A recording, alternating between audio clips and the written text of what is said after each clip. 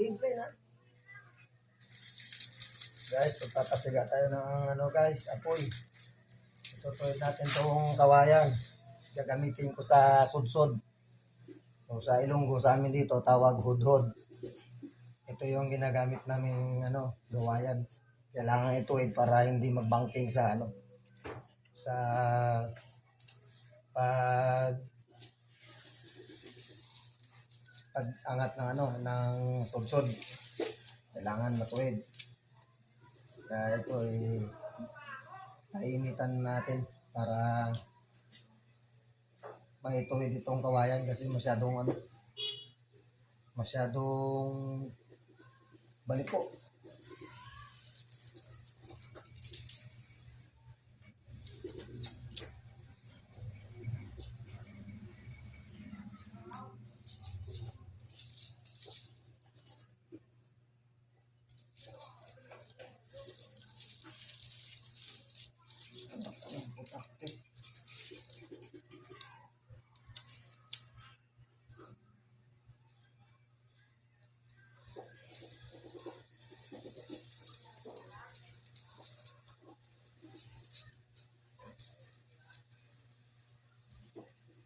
Basa.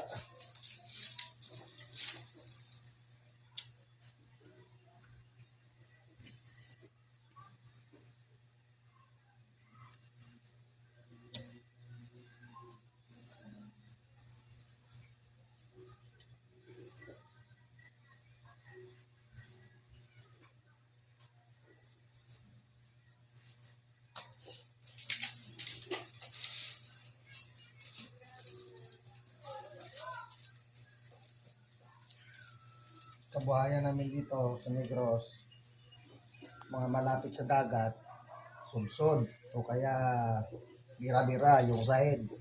Ayun yung sahid ko. Tapos pagka malapad yung ibas, ito yung mga kabuhayan namin. Sudsod sa Marinduque yata o Mindoro yung tawag nila doon, sudsod. Sa amin dito sa Ilonggo, hudhod o salap yung tawag nun. Pero sa amin dito, sudsod yung tawag, salap. Kaya ayusin natin kung kawayan, itutuwid. At para ma-sit up ko na rin yung para sa aking sudsod kasi nabali nung nakaraan kung ginamit dahil sa dami ng basura.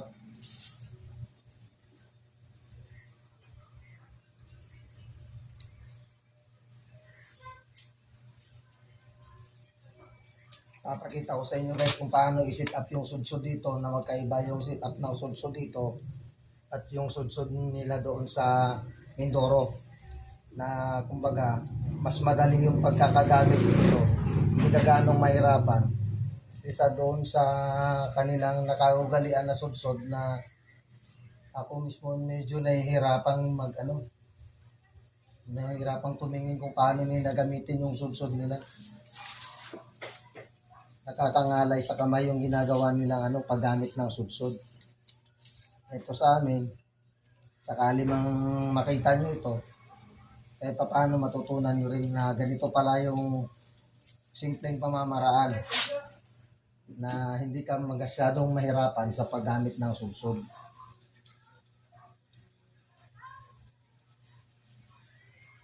Ganito lang siya guys. Katapos nito, susukatin natin sa putulan bago i-sit up sa ating sudsod na gagamitin.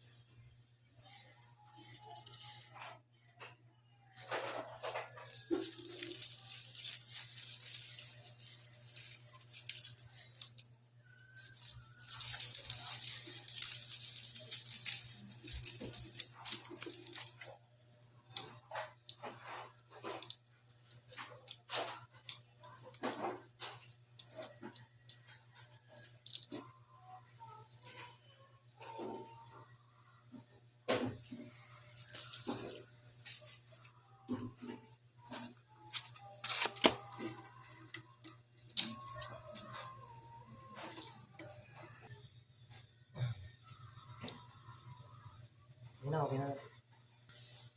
Ito guys, yung prosesong ginagamit ko, yung ginagawa ko para mapatuwid yung kawayan na gagamitin natin sa sudsod. Ito, pakita to. Ito yung sudsod namin. Sudsod na pang-alamang. Iba yung lambat nito. Yung lambat nito, itim. Yan. Go. Ito. Ito guys, yung sudsod namin dito. Ito yung sudsod namin na pang-alamang. Pang-alamang to. Iba din yung gagawin ko ngayon na sudsod para yun sa ipon. Sa mga limasag, saka yung palad o tampalpuki sa Tagalog. Yun ang gagamitin ko ngayong lambat. Yun ang ayusin ko ngayon, napapalitan ko ng kawayan. Kasi nabali. Pero ito sudsod din namin. Ito yung sudsod namin na pang-alamang. Ito. Yan. Sana may share din ako sa inyo sa Nakapadaan Lang channel.